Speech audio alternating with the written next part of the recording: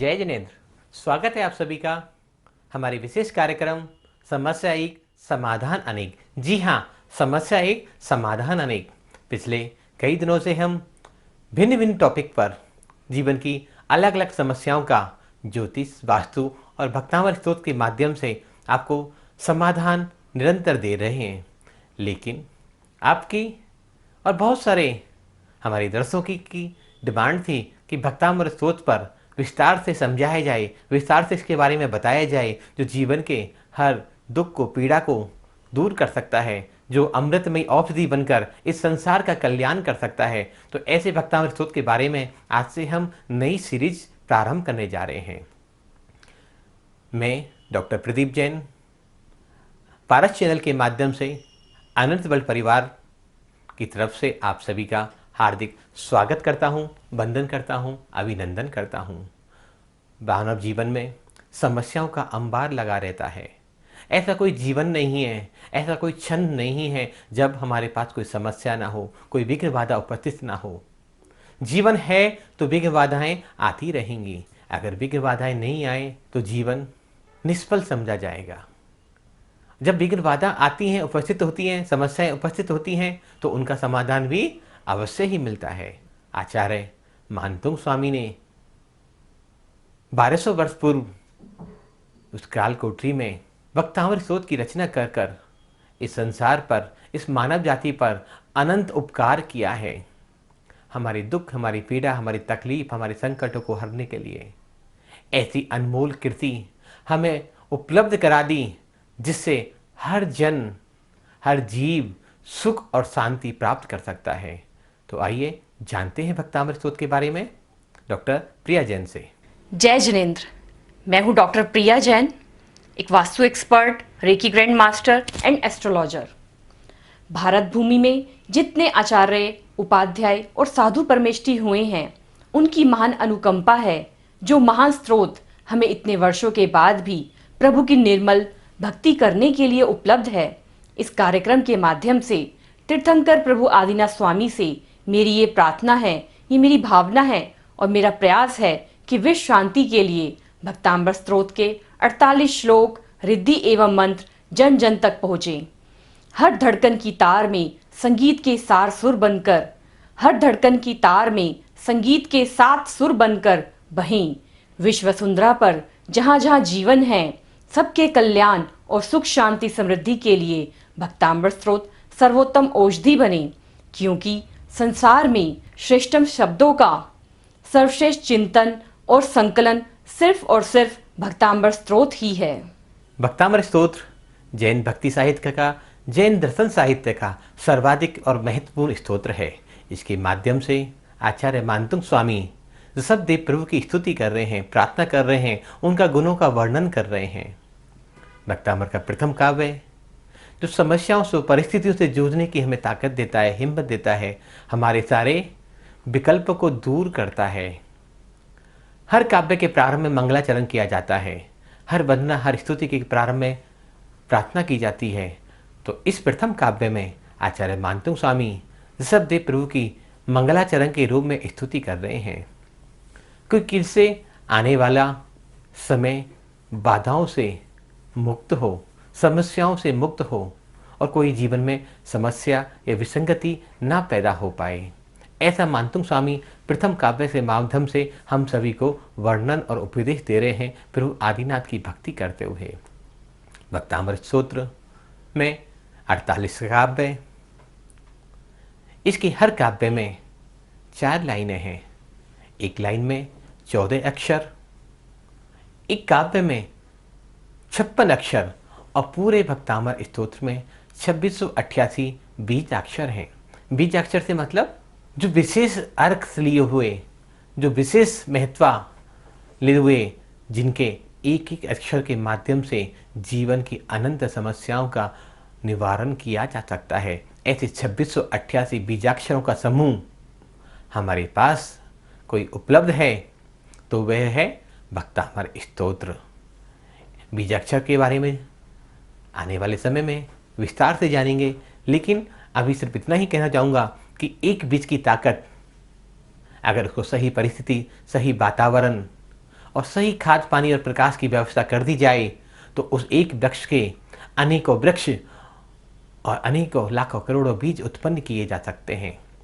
इसी तरह ही हम भक्तामृत स्तोत्र को शुद्ध उच्चारण, शुद्ध भाव, मन वचन काया की शुद्धि पूर्वक इसका नियमित रूप से स्तवन, पठन और पाठन करें तो इस एक काव्य के माध्यम से ही अपने आप जीवन में अनेकों चमत्कार होते चले जाएंगे। जिसको हम चमत्कार कहते हैं वस्तुतः वो चमत्कार नहीं है, वो भक्ति का नियम है। जब हम प्रभु की भक्ति करते हैं, गुणों का गुणानुवाद करते हैं तो हमारे जीवन में अनेकों उपद्रव अपने आप शांत होते चले जाते हैं।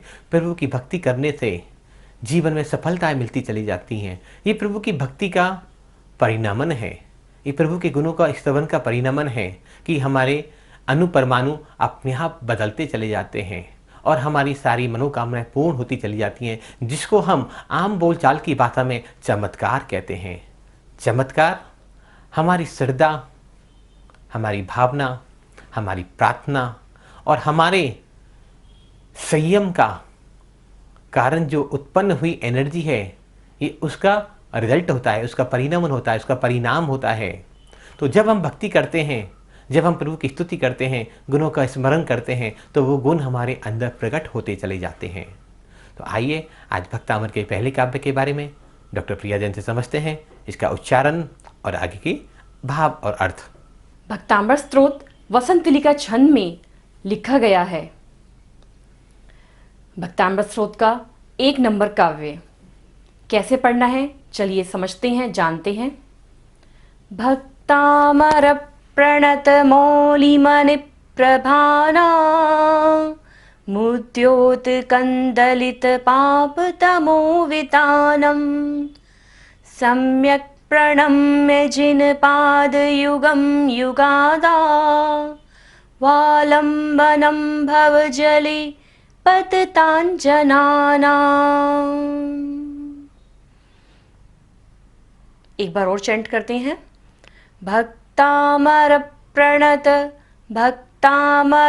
प्रणत मौलिमणि प्रभाना मुद्योत कंदलित पाप तमोवितानम सम्यक प्रणम्य जिन पाद युगम युगादा वालंबनम भवजलि पततांजनाना।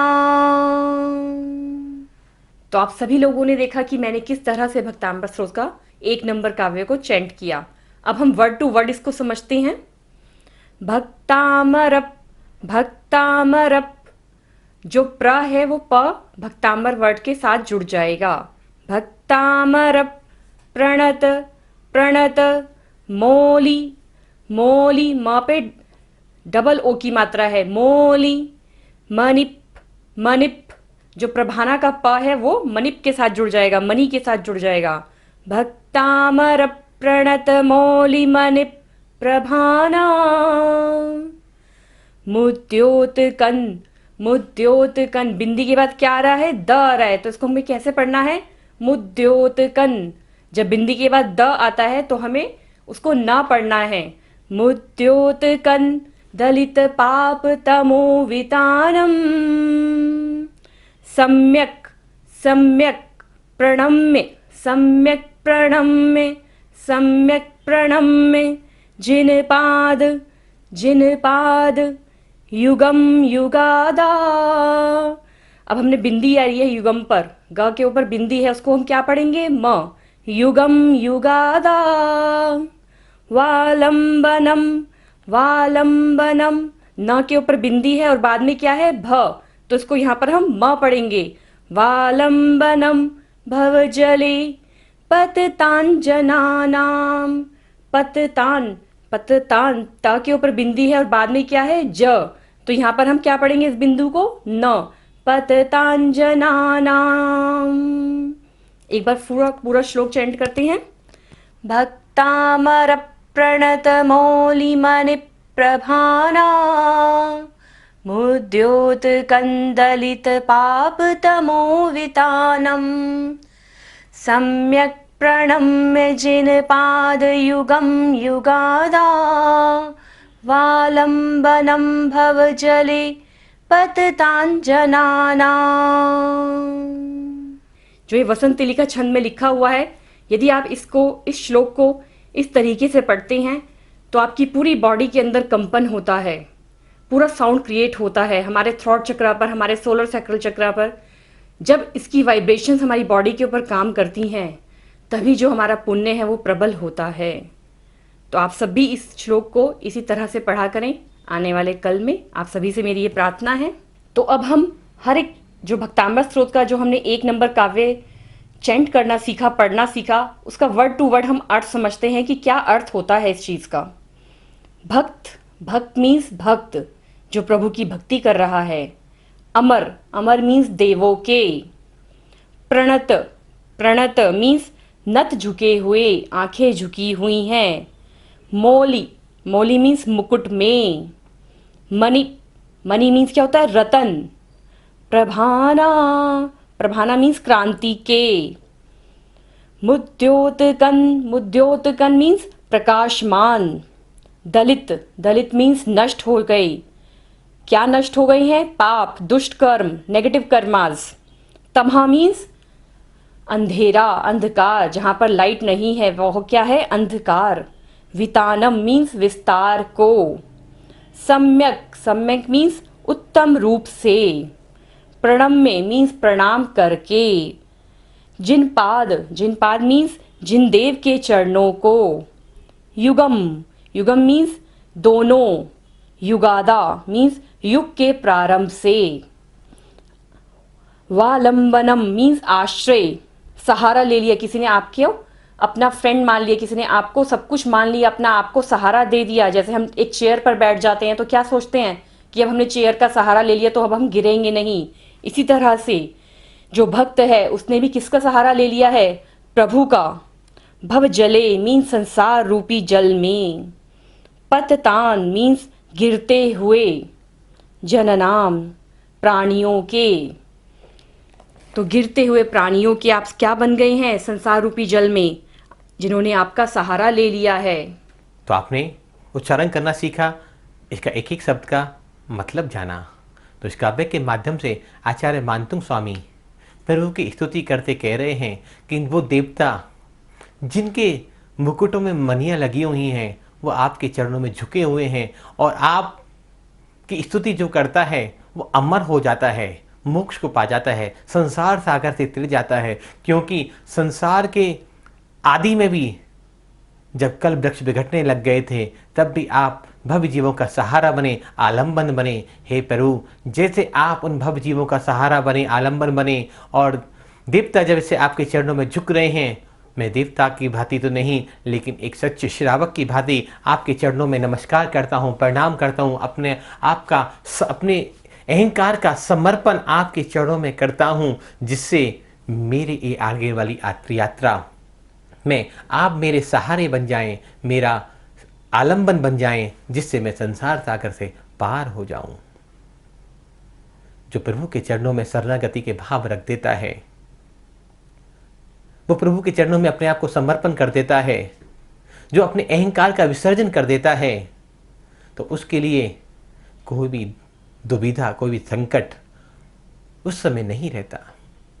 मानतुंग स्वामी पूरे शरीर की सुंदर सुंदर रचना की स्तुति तो आगे के काव्य में करेंगे, लेकिन सबसे पहले उन्होंने शरीर के जो सबसे निम्न अंग हैं, सबसे नीचे की तरफ जो पार्ट्स हैं, उनको प्रणाम किया, उनको नमस्कार किया। वो चाहते तो प्रभु की मुख मुद्रा को नमस्कार कर सकते थे, वो चाहते तो प्रभु के वक्ष स्थल को नमस्कार कर सकते थे, वो चाहते तो प्रभु के हाथों को नमस्कार कर सकते थे, लेकिन उन्होंने अपने आप को एक भक्त, एक सेवक की भांति प्रभु के चरणों में अपने आप को विलीन करने का भाव सोचा। शिकायत प्रारंभ नहीं करी उन्होंने काव्य के माध्यम से। आचार्य मानतुंग स्वामी जब बंदी गृह में बंद थे, चाहते तो वो प्रभु से शिकायत शुरू कर सकते थे कि मैं तुम्हारे कारण कितना दुख में हूँ, कष्ट में हूँ, पीड़ा में हूँ, लेकिन उन्होंने इस रहस्य को समझा, इस ज्ञान को समझा कि जो हम पाना चाहते हैं मैं उसको देखना प्रारंभ कर दूं। भगवान महावीर ने कहा कि आप जिसे पाना चाहते हो उसे देखना प्रारंभ कर दो, क्योंकि आप उसे ही पा सकते हो जिसे आप देखना प्रारंभ करते हो। जिसे आप देखते नहीं हो, जानते नहीं हो, जिसके बारे में आपको कोई जानकारी नहीं है, तो उसे प्राप्त करने का भी कोई साधन आपके पास उपलब्ध नहीं हो पाता। तो मानतुंग स्वामी ने पहले वक्त भक्तामर के पहले शब्द में ही भक्तामर, भक्त को अमर करने वाला, ऐसे सुंदर शब्द का वर्णन किया, क्योंकि वो अमर होना चाहते हैं, वो मोक्ष के अंतिम शिखर पर पहुंचना चाहते हैं, वो संसार सागर से पार होना चाहते हैं। उन्होंने भौतिक बंधनों को, संसारिक बंधनों की बात नहीं करी, संसार सागर से तिरने की बात करी। भक्तामर का यह काव्य है, जीवन में जब भी कोई प्रतिकूलता आ जाए, कुछ संकट उपस्थित हो, कोई बाधा उपस्थित हो, जीवन में चलते हुए काम रुक जाएं, कोई कार्य सिद्ध नहीं हो पा रहा हो और तरह तरह की समस्याएं हमारे जीवन में उपस्थित हो जाएं, उस समय प्रातःकाल ब्रह्म मुहूर्त की बेला में मन वचन काय की शुद्धि पूर्वक इस काव्य का हम अगर उच्चारण भावपूर्वक करें, संयम पूर्वक करें, तो हमारे सभी कार्य संपन्न हो जाएंगे, हमारे अशुभ कर्मों की निर्जरा हो जाएगी और हमारा पुण्य का उदय जब उपस्थित होगा तो हमारे सभी कार्य सहज और शीघ्रता ही बनते चले जाएंगे। तो आप सभी से मेरा विनम्र अनुरोध, विनम्र आग्रह कि जब भी जीवन में परिस्थितियाँ उपस्थित हों, संकट उपस्थित हो, तो भक्तामर का इस प्रथम काव्य का उच्चारण प्रारंभ कर दें और आप स्वयं देखेंगे कि आपके जीवन की विघ्न बाधाएं कैसे दूर होते चल जाती हैं, आपके जीवन में सुखों का नया सवेरा कैसे उपस्थित हो जाता है, आपके जीवन में एक नया प्रकाश कैसे पैदा हो जाता है और आप जैसे मानतुंग स्वामी नाम और सम्मान के सर्वश्रेष्ठ शिखर पर पहुँचे, आपकी यश कीर्ति प्रतिष्ठा दुनिया के उन शिखरों पर पहुँची जाएगी। तो इसी मंगल भावना के साथ आज इस प्रथम काव्य को यहाँ विराम देते हैं। कल समझेंगे दूसरे काव्य के बारे में। तब तक के लिए सभी को सादर जय जिनेंद्र, जय जिनेंद्र, जय जिनेंद्र।